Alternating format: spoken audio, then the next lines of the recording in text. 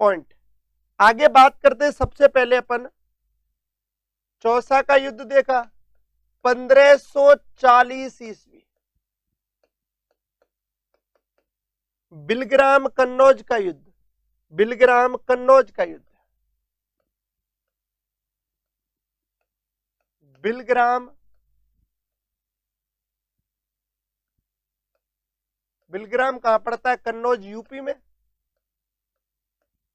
का युद्ध 1540 में बिलग्राम कन्नौज का युद्ध हुआ है। किसके मध्य? शेरशाह सूरी। एक बात और लिख सकते हो आप चाहो तो, ये कट करके मई 1540 को बिलग्राम कन्नौज का युद्ध हुआ है। और ये युद्ध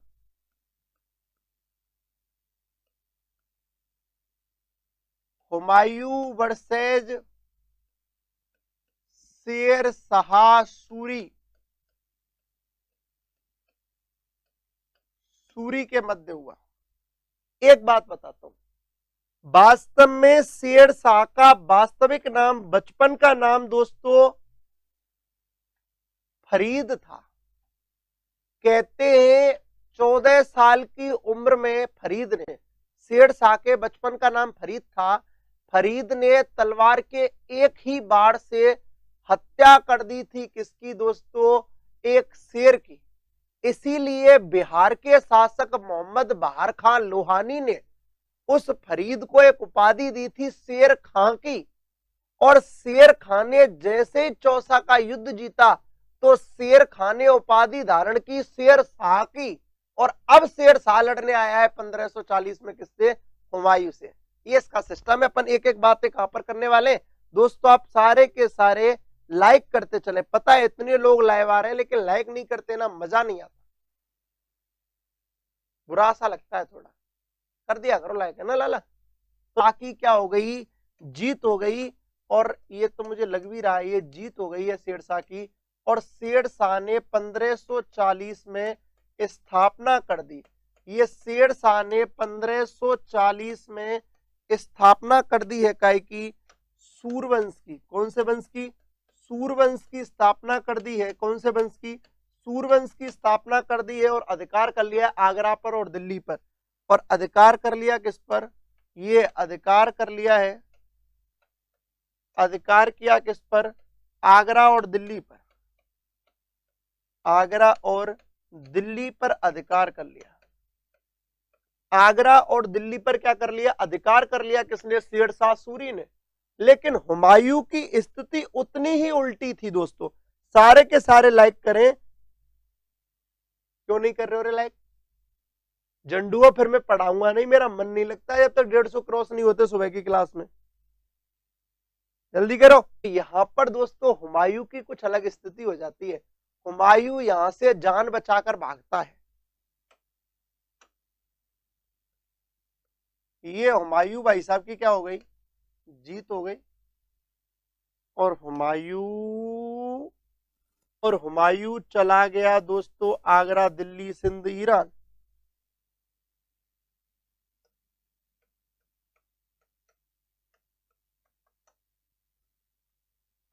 सबसे पहले कहां पर गया है?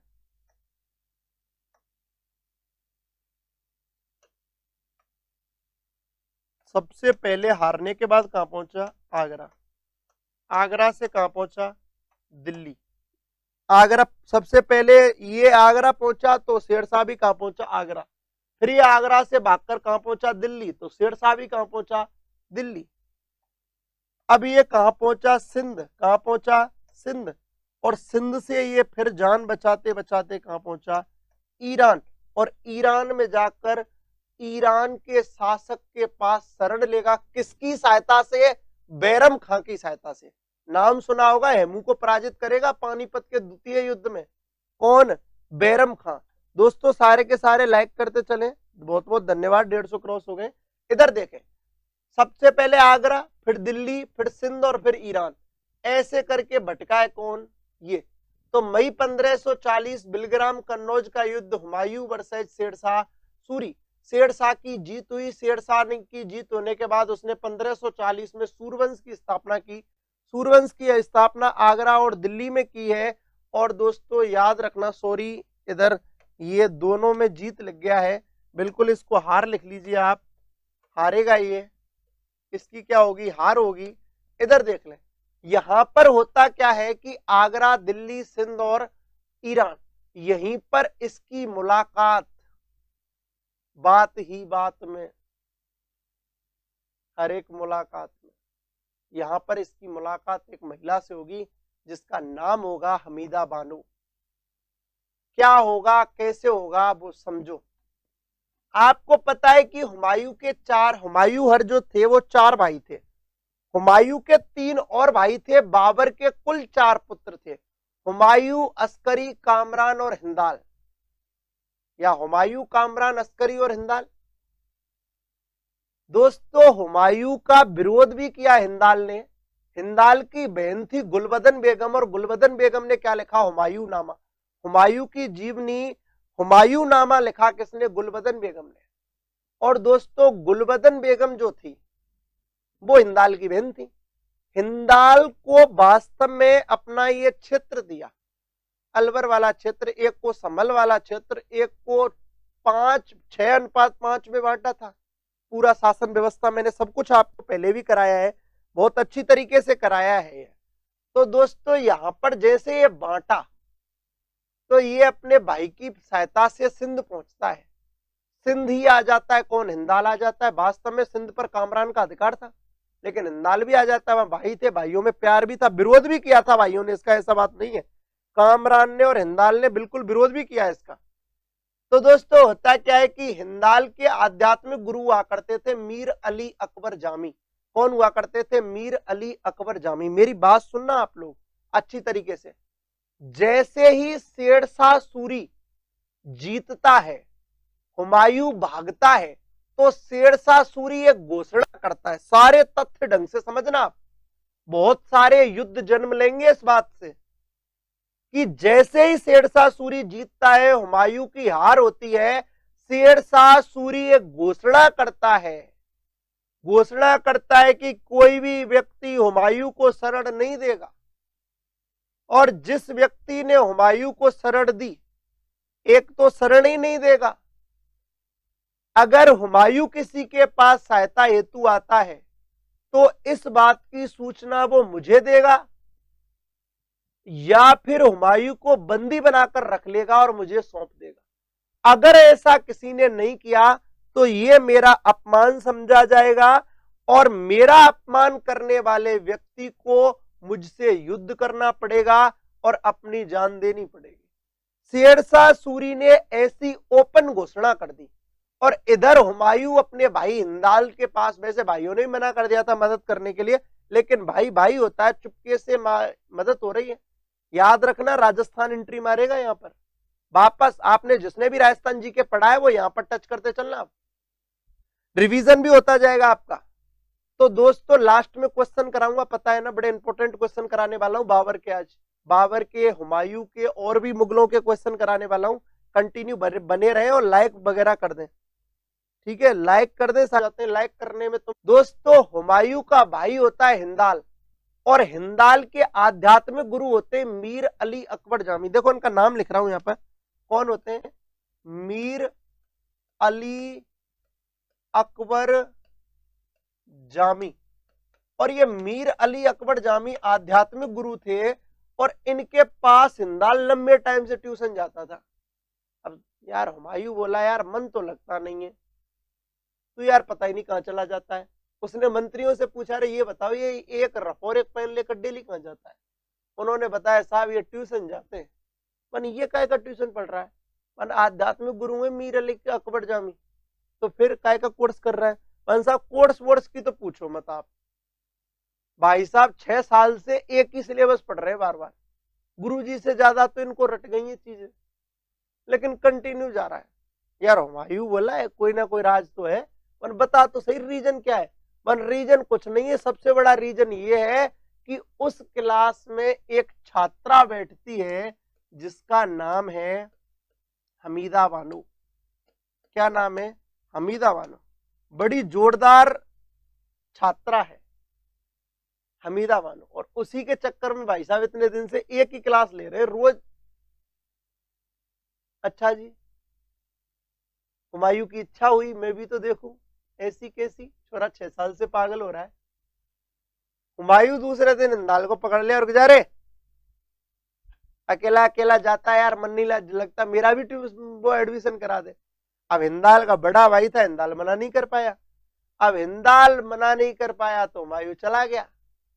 अचानक से कौन पहुंचा दोस्तों? हुमायूं पहुंचा। कौन पहुंचा दोस्तों? हुमायूं पहुंचा।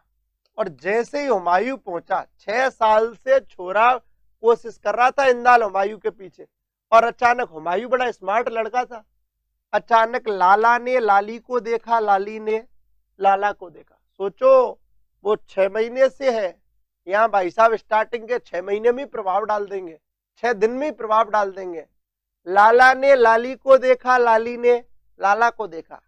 बात यह है कि वो छात्रा कोई और नहीं थी, गुरुजी की छोरी थी, मीर अली अकबर जामी की पुत्री। कौन? हमीदा बानो। छोरी इतनी इंप्रेस हो गई भाई साहब, है ना, इतनी इंप्रेस हो गई कि बस अब तो ब्याह करना है तो किससे करना है? हुमायूं से करना है। तो और लास्ट में हमीदा बानो भाभी बन गई किसकी? हिंदाल की। कितना दुख हुआ होगा सोचो।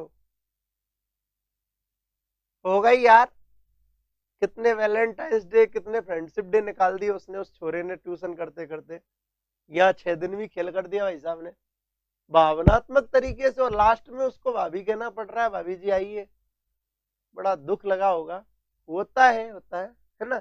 इसीलिए दोस्तों यहाँ पर हुमायूं और हमीदा बानो का ब्याह हो जाता है, और राणा वीरसाल के महल में पंजाब में हुमायूं के और हमीदा बानो के एक पुत्र होता है जिसका नाम होता है अकबर या जलाल। अकबर या जलाल एक पुत्र होता है। ठीक है, हो गया पुत्र, हुमायूं के एक पुत्र होगा। और ये बात मैं आपको कहां बताऊंगा? अकबर में बताऊंगा। ये बात मैं आपको कहां बताने वाला हूं? अकबर में बताने वाला हूं। बिल्कुल विवाह सक्सेना जी कह रहे हैं पेनफुल स्टोरी, बिल्कुल पेनफुल ही है स्टोरी। तो इधर देखिए, अब ये बात मैं आपको कहां बताने वाला हूं दोस्तों? ये सारी बातों की चर्चा करेंगे अपन अकबर में, क्योंकि कल से अपन क्या पढ़ने वाले? शेरशाह सूरी का सूरवंश पढ़ने वाले हैं। शेरशाह सूरी पढ़ेंगे। ये वो ही शेरशाह सूरी है जिसने राजस्थान में भी खलबली मचाई, क्योंकि हुमायूं का मन होता है, हुमायूं का मन होता है कि क्यों ना अब वापस लौटा जाए दिल्ली और आगरा, लेकिन सबसे बड़ी समस्या के शेरशाह से टकराए कैसे? शेरशाह पावरफुल हो चुका है, और शेरशाह से टकराने की हिम्मत राजपूत शासक रखते हैं, और राजपूत शासकों में कोई और नहीं रखता, मालदेव रखता है। कौन रखता है? राठौड़ शासक मालदेव, जोधपुर का राजा मालदेव, जिसको बंदाए, जिसको फारसी इतिहासकार फरिश्ता ने हसमत वाला शासक कहा है, जिसको बंदायूनी ने भारत का महान पुरुषार्थी शासक कहा है। अब भाई साहब मामला बढ़ गया। हुमायूं ने योजना बनाई और अपने 3 व्यक्ति, 3 राजदूत मालदेव के पास भेजे, अतक खां, मीर समंद और रायमल सोनी। कौन भेजे? अतक खां, मीर समंद और रायमल सोनी को कहां पर भेजा दोस्तों? इनको भेजा मालदेव के पास। और आपको याद होगा, याद करो आप राजस्थान हिस्ट्री के 1541 में राजस्थान के इतिहास में जब बीकानेर और मारवाड़ को आप पढ़ते हो, 1541 में पहोवा गंगानगर का युद्ध होता है, और इस युद्ध में मालदेव के सेनापति जैता और कूपा बीकानेर के शासक जैत सिंह की हत्या कर देते हैं, और जैत सिंह के पुत्र कल्याणमल से छुड़ा लेते हैं क्या? बीकानेर। तो चिड़ा हुआ बैठा है कौन? कल्याणमल, के मालदेव को नहीं छोड़ूंगा। और यहां पर दोस्तों आप देखो, कनेक्ट करो राजस्थान हिस्ट्री, इंडिया हिस्ट्री पूरी तरीके से। कल्याणमल गुस्से में बैठा है, बाप की हत्या कर दी और बीकानेर भी छुड़ा लिया, अब नहीं छोड़ूंगा, चाहे मर जाऊं के मार दूंगा। वो